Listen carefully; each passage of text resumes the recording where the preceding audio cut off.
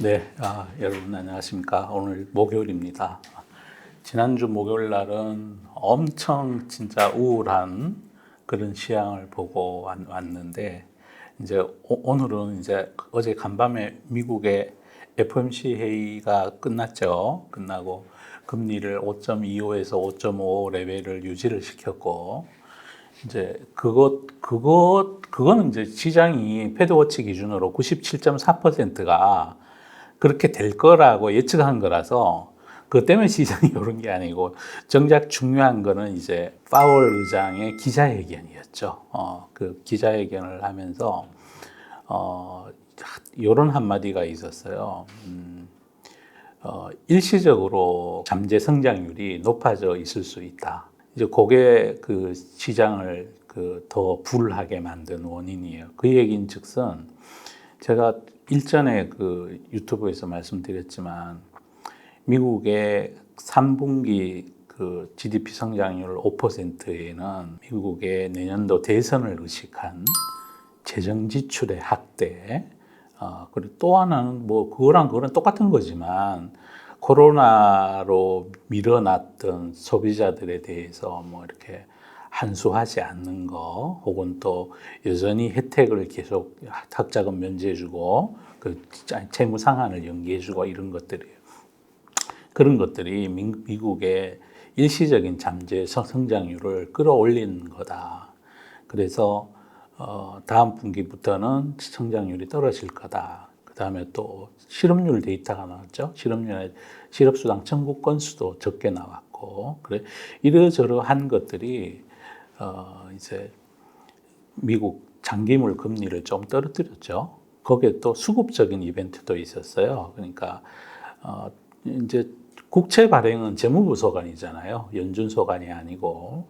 그래서 재무부에서 이제 국채 발행 계획을 조금 축소시켰어요. 장기물에 대해서. 그러다 보니까 이제 장기물 금리가 영향을 좀 받은 거고요. 채권 시장도 그 주시장하고 마찬가지인데, 파는 사람이 많아지면 얘는 이제 채권 가격이 낮아지는 거잖아요. 그럼 금리가 올라가요. 주식은 사는 사람이 많으면 주가가 오르는데, 채권은 파는 사람이 많으면 채권 금리가 올라가요. 그런데 이제 정부가 그 중에 이제 주기적으로, 우리나라도 그러지만 계속해서 시장에다가 채권을 발행하거든요. 미국은 특히 기축통화 발행국이잖아요. 이번에 이스라엘하고 거기 전쟁 지원하는데 들어가는 돈이 뭐 천문학적이에요. 그래서 저는 진짜 좋겠다. 그 달러 찍는 건 국채를 발행한다는 거예요. 국채 발행하면은 이제 글로벌에서 다른 나라 사람들, 뭐 한국 정부일 수도 있고, 글로벌에 다 거기 안전하잖아요. 그걸 자꾸 사는 거죠. 근데 하여튼 그래서 국채 발행 계획을 조금 축소했어요. 많이는 아니에요. 그들 기준으로 봤을 때는. 그런데도 불구하고 이제 똑같은 이런 FOMC 발표가 있었더라도 이거 꼭 생각해 보셔야 돼요. 만약에 나스닥이 10%를 조정받아 있는 상황이 아니고 저 위에 있었더라면 똑같은 그 뉴스를 보고도 시장이 시큰둥해질 수 있어요. 제가 이 얘기는 왜 드리냐면, 가격하고 관련이 많다는 거예요. 다. 시장은 조정받아 있는 데다가 이제 뭐라 그러나요? 올라갈 구실만 지금 찾고 있는 차에 이제 그런 연준 의장의 발표가 있으니까, 이제 금리 인상 진짜 원래 물 건너갔고, 또 데이터 의존적으로 가겠다고 또 얘기를 했거든요. 그래서 그러면 이제 조금 리스크가 주는 거 아니냐 이러면서 이제 시장이 랠리를 한 거예요. 또 지난주에도 말씀드렸지만, 28 전쟁 결국 지상군이 개입을 했어요. 해가지고 있는데 여전히 확전되지는 않는 것 같고요. 그래서 개입해서 일정 부분 진행이 되고 나면 군사력의 차이도 나고 하니까 다른 아랍권이 개입하지 않으면 어쩌면 아주 오래 가지는 않을 수 있어요. 그리고 또 미국에서는 미국에도 아랍 사람들이 많이 이주해 있거든요. 저번에 제가 언제 말씀드렸지만, 이 아랍권이 인구 구조가 굉장히 튼실해요. 애를 많이 낳아요. 그래서 유럽 쪽도 그렇고 미국 쪽도 그렇고, 우리도 언젠가는 그럴지 모르는데, 이쪽 아랍권 민족들이 북핵이선 나라들로 발전된 OECD 국가로 많이 이주해 가요.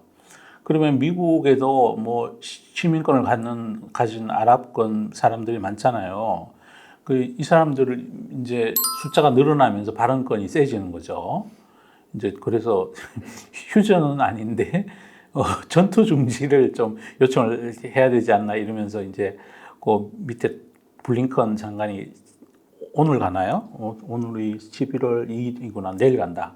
내일 이제 이스라엘에 또 방문을 해요. 그래서 야 그만하면 이제 많이 했으니까 조금 좀 이제 좀 살살 해라 혹은 더 이상 이제 학전을 막기 위한 어떤 걸 할 것 같아요. 근데 가격이라는 게 참 신기한 게 유가 안 오르잖아요.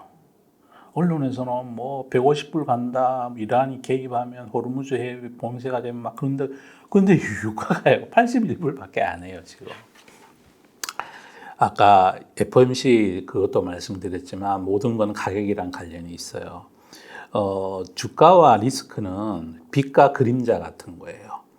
이제 리스크를 그림자로 보면 그림자 크기가 커지게 되면 빛은 줄어들잖아요. 그죠? 그 주가가 떨어져요. 그래서 주가가 많이 떨어져서 온갖 나쁜 뉴스가 다 나오면 주가는 많이 떨어지고 떨어진 거기가 아주 착한 가격이 되는 거죠. 동트기 전 빛의 모습인 것 같이 보시면 돼요. 그래서 자꾸 주가 너무 떨어지고 이럴 때 겁먹으시면 안 돼요.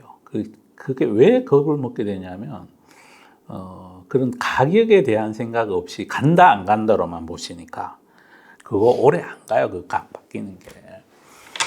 그렇게 보시면 될 것 같아요. 그리고 또 이제 이런 그 시장 하락장을 한번 경험해 보시니까 제가 꼭 드리고 싶은 말씀이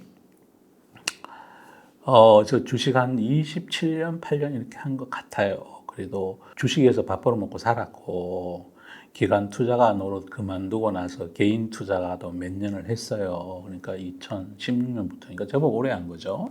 그 이유가 뭐냐 하면 그래도 크게 실수하지 않고 꾸준하게 그랬던 가장 큰 이유는 잘 팔아요, 제가. 잘 판다고요. 한번 가만히 생각해 보시면요. 제가 지나간 과거 주도주 얘기를 잠깐 해드릴게요. 왜 우리 건설 증권주 막 올라갔었잖아요. 지금 어떻게 됐나요? 원위치 돼 있죠. 원위치 밑으로 더 가는데 더 많아요. 또 IT 버블 때 새로운 기술 뭐 다음 이래가지고 또 뭐 무슨 버추얼테, 이네트 엄청 많은 주식이 막 천정부지로 올랐어요. 그거요 지금 몇천 원밖에 안 해요. 또요 그 뒤에 인프라 버블이 있었죠. 그 회사 주가가 15만 원, 16만 원 간 적도 있어요. 요즘 7천 원, 8천 원 해요. 6천 원 하고. 또 그 뒤에요. 차이나 컨슈머 버블이 한 번 있었거든요. 무슨 화장품 회사, 무슨 화장품 회사 주가가 난리가 아니었어요. 그리고 그 뒤에요. 또 바이오 열풍 비슷한 게 있어요. 그래서 셀 무슨 회사가 50만 원 가고 막 이랬단 말이에요. 그 뒤에 비대면 버블이 있었죠. 그래서 뭐 삼성전자, 네이버 엄청 올라갔었잖아요. 그러다가 지금 원위치 돼 있는 거죠. 이래도 그냥 바이 앤 홀드를 계속 해야 된다고 생각하시면 그건 포트폴리오를 관리하는 게 아니라 그냥 매주 로또 사는 거야. 진짜 정말 그거랑 비슷한 것 같아서. 그리고 또 하나는 그 와중에도 구조적 성장주는 궤적이 괜찮아요. 그 구조적 성장주라는 것은 대한민국에서는 한국은 내수 시장이 적은 나라예요. 그죠? 온통 수출로 먹고 살아요. 수출로 먹고 살아서 우리의 주된 제품을 소비해주는 어떤 해외에 있는 국가 혹은 소비자들의 변동성에 우리가 많이 노출돼 있어요. 그래서 한국의 장기 투자가 어려운 거예요. 미국은 안 그러잖아요. 중국도 내수 시장이 크고 하지만 중국은 여전히 아직까지는 투자자를 위한 시장이 아니라 자금 조달자를 위한 시장이라서 시장의 변동성이 있는 거고요. 그다음 국가 시스템도 미국이랑 다르고 패권의 크기도 다르고. 근데 미국은 자체 내수 시장이 엄청 커요. 거기다가 패권을 등에 업고 해외로 막 기술도 뛰어나고 이런 거 막 뻗어나갈 수 있는 거예요. 그래서 우리나라에 최근에 조정을 받고 있지만 가령 과거 10년의 주가의 역사를 봤을 때 사서 지금도 들고 있었을 때 안 터진 섹터, 반도체, 2차 전지, 그다음에 글로벌에서 우리가 잘하는 뭐 음악, 라면 이런 것들의 공통점이 뭐냐 하면 한국 시장에서만 잘하는 게 아니고 글로벌에서 잘한다는 거예요. 그러니까 특징이 있는 거예요. 그러니까 대한민국에서 장기 투자가 가능한 종목들은 여러분이 보유하는 포트폴리오를 점검해 보시면서 아, 얘가 한국에서만 잘하는 게 아니라 글로벌 전체에서 잘한다. 그러면은 아, 그냥 막 너무 많이 일시적인 이벤트로 내리고 이러면 그냥 나는 한 곳씩 부려볼래 이래도 되고, 근데 한국 내에서만 잘하거나 어떤 특정 국가에서만 잘하거나 그런데 그쪽에 막 붐업돼 가거나 기술의 해저가 크지 않은데 불구하고 막 가면 조심하셔야 돼요. 조심하셔야 돼요. 정말 조심하셔야 돼요. 글로벌에서 잘하는 경쟁력이 뛰어난 어떤 대한민국의 어떤 산업들이 일시적으로 이렇게 그 좀 나쁜 펀더멘탈하에 속해 있으면 그거는 그냥 기술을 믿고 글로벌을 우리 산업의 지위를 믿고 그냥 견디셔도 되는데, 그래서 제가 시향 방송하면서 이제 간혹 이제 고집스럽게 좋다 주가는 안 좋은데 좋다 그러는 것들의 공통점은 한국에서만 잘하는 게 아니라 전 세계에서 잘하는 그런 기업들만 저는 좋아하려고 애를 많이 써요. 그렇게 하면 실수의 정도가 낮아져요. 자, 그래서 포트폴리오 관리할 때는 하셔야 돼요. 자, 이제는 이제 힘든 구간들은 한 번은 지나간 것 같아요. 한 번은 지나간 것 같고, 미국 금리가 이제 진짜 장기 금리가 강건인데 여기서 뭐 짜들이 더 오를 것 같지는 않아요. 그 이유는 지난번에 유튜브에서 말씀을 드렸어요. 장기 금리가. 그럼에도 불구하고 데이터가 자꾸 좋아지면 또 올릴지도 몰라요. 그러니까 항상 우리가 그 테러를 준비하고 조심하면서 해야 된다고요. 그래야 계속 변치 않는 수익을 만들 수가 있어요. IT는 이번에 이제 수출 데이터 나왔어요. 좋아요. 잘 나가고 있는 중이에요. 그래서 뭐 이것저것 이제 조금씩 오늘 같은 날은 반등도 하고 또 미리 올랐던 것들은 조정도 받고 이런 중이에요. 펀더멘탈 리스크가 있어 보이지 않아요. IT 전반이 다. 그 다음에 방산 좋아요. 방산은 뭐 너무 잘하고 있고 실적도 잘 나왔고 다음 분기는 실적이 뭐 훨씬 더 좋아진다고 그래요. 에너스트 페이퍼에 의하면 또 그러한 추정의 근거가 일리가 있어요. 새로 이제 뭐 천문이 뭐 자주포니 그게 이제 다음 분기부터 계리가 돼요. 그럼 영업이익이 하나에어로가 뭐 이번 분기에 뭐 서프라이즈가 났잖아요. 엔진 그거에 이제 충당금 제하고도 서프라이즈가 난 거니까 정말 잘했고 다음 분기에는 2천억대가 날 수 있다고 엔지트 분들이 그런 얘기하는 적도 있어요. 그래서 방산은 제가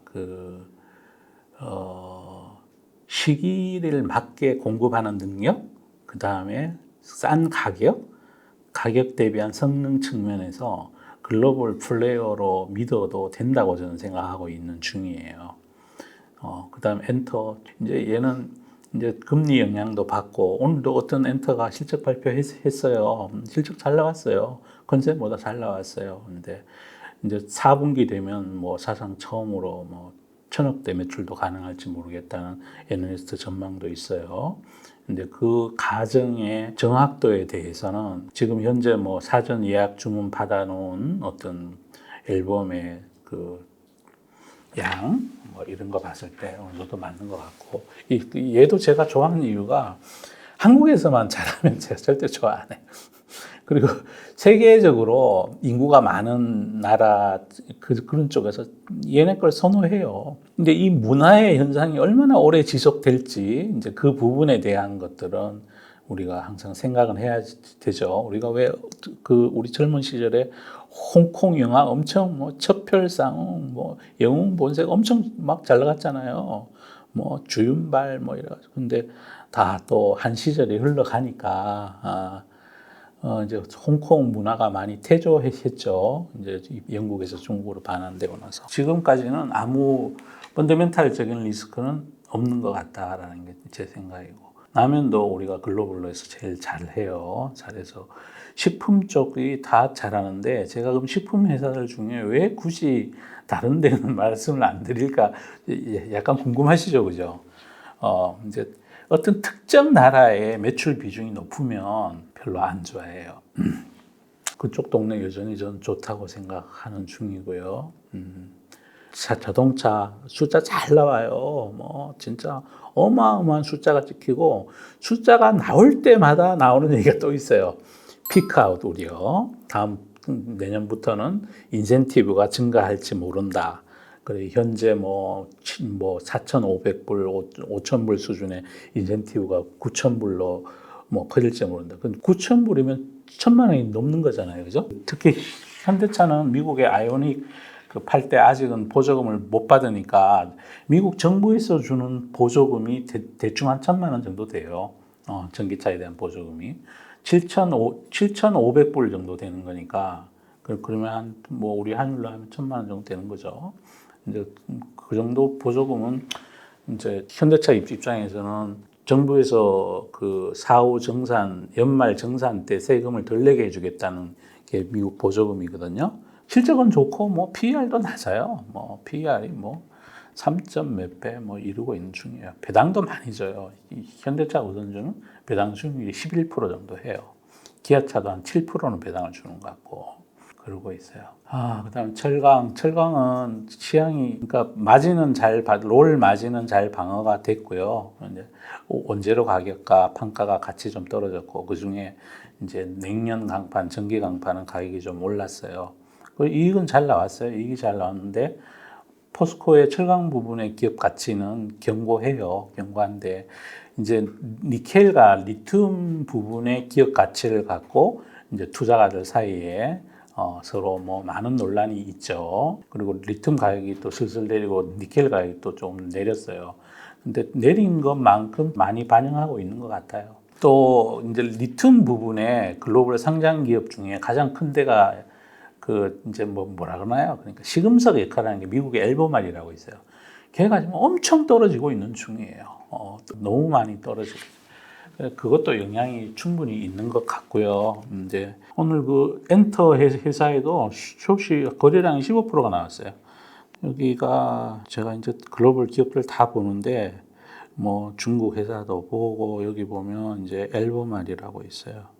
리튬에 대한 이제 전망에 따른 거죠. 그리고 바이오 쪽 올 뭐 진단하는 바이오 하나 난리가 났는데 이제 그건 금리 영향이 가장 컸던 것 같고요. 또 하나는 이렇게 또 난리 나는 날 주식도 간다 이러면서 들이대면 꼭 다음날 되면 후회해요. 그래서 그림자의 값이 피크일 때 사서 그림자가 줄어들면 이제 주식을 사실 때 항상 리스크가 많아졌을 때 사면 손해를 적게 보고요. 혹은 또 이익 실현을 할 수 있는 기회를 갖게 되고요. 빛이 막 너무 화려할 때 사면 그러면 이제 조금 있으면 어두워지잖아요. 그러면 이제 그림자가 커지게 된다고요. 그래서 하여튼 뭐든지 많이 올라가면 조심하셔야 돼요. 절대로 간다 안 간다로 주식 하시면 안 돼요. 그래서 원래 우리 시장도 2,700 넘어서까지 갔다가 또 얼마 전에는 시향하시는 분들이 2,200 간다고 그랬잖아요. 착해진 가액도 봐야 된다고 제가 말씀드리고. 그리고 또 뭐 신약 개발 바이오 제가 최근에 진짜 정말 진짜 신약 개발 바이오는 정말 알 수 없는 일이에요. 진단하는 쪽은 시대 흐름과 맞아요. AI 이건도 그리고 또 제가 좋아하는 어떤 회사는 글로벌 넘버원이에요. 현재까지 실력으로 봤을 때는 글로벌 넘버원이니까 한국에서만 플레이하는 회사가 아니니까 뭐 길게 승부해보자 이럴 수는 있어요. 근데 이익은 아직 안 나니까 변동성은 각오를 해야 된다고요. 그래서 그런 주식들은 비중을 많이 갖고 가지 마시고 이제 조금 사서 이제 완전 홈런 노리는 전략으로 가야죠.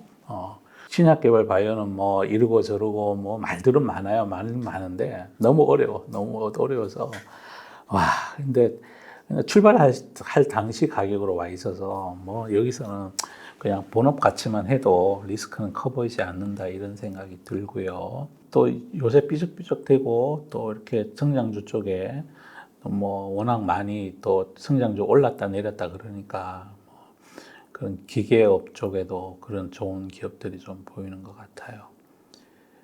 은행, 금융 여기는 요즘 이제 행제세 논란이 있어요.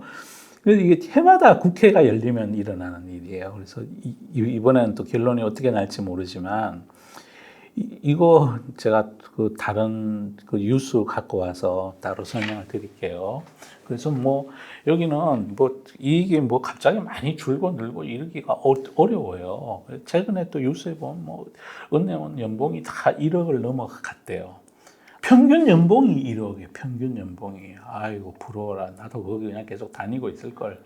아, 일단 중간에 명예퇴직 당했으려나? 그래서 하여튼 그 이익의 변동성은 그 사실은 그렇게 크지 않아요. 태고 이래 고리 대금업은 안 망하니까. 다만 이제 정부에서 이런저런 규제 뉴스 나올 때마다 주가들이 한 출렁거리는. 그래 봐야 이익에 미친 총 영향이 크지 않다니까요. 어차피 PER 3배인데 굳이 거기다가 뭐 이익이 10% 줄어봐야 PER 3.3배 되는 거고. 뭐 크게 뭐 밸류에이션에 큰 영향을 미치지 않으니까 센티먼트에 영향을 미치는 이슈니까 크게 뭐 탓할 바가 아닌 것 같고 뭐 화학은 제가 요즘 중국 때문에 고생 많잖아요. 근데 LG화학은 실적 잘 나왔어요. 8,600억 나오고 그 다음에 또 우려했던 양극재 부분에서의 마진에서는 그렇게 크지 않았어요. 크지 않았고 양극재 쪽을 앞으로 이제 많이 더 넓혀가는 이런 것들 하고 있어요. 그리고 구조조정 열심히 하고 있는 중이고 그런데 불구하고 거기는 외국인 지분율이 높거든요. LG 에너지 솔루션하고 LG 화학, 뭐 삼성에 대해 할 거 없이 외국인들 주구장창 숏을 때려요 지금. 거의 그날 어떤 거는 롱머니가 파는 것도 있는데 숏 잔고도 점점 늘어나고 있는 거죠. 최근 들어서 정부에서 공매도 일시 중단 뭐 이런 얘기를 했잖아요.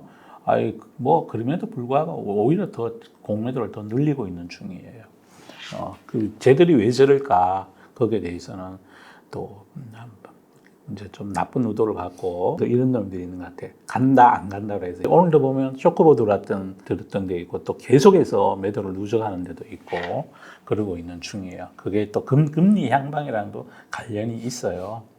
자 그러면 한 바퀴 다 했죠. 시장이 만만치는 않습니다. 그죠? 만만치는 않은데 온갖 나쁜 뉴스 많이 나왔을 때 그게 어떤 섹터가 됐든 전체 시장이 됐든 종목이 됐든 구조적으로 망가지는 게 아니라면 너무 겁먹으시면 또 패가 거꾸로 꼬여요. 그래서 꼭 그거 명심하시고 제가 조금 있으면 이제 유튜브라는 생태계에 나온 지가 거의 1년 돼 가는데 느낀 게 많아요. 느낀 게 정말 많고 야, 이게 참 어려운 일이네요, 이 일이. 그러고 있는 중입니다. 자, 짧게, 뭐, 이제, 동네 한 바퀴 돌았습니다. 자, 부디 성공 투자해서 따박따박, 매년 돈 벌어서 행복한 노후 준비하시기 바랍니다. 저는 그게 제일 제가 여러 구독자분들이 목표를 이루는데 도움이 되면 그게 제가 제일 바라는 일입니다. 마치겠습니다. 감사합니다.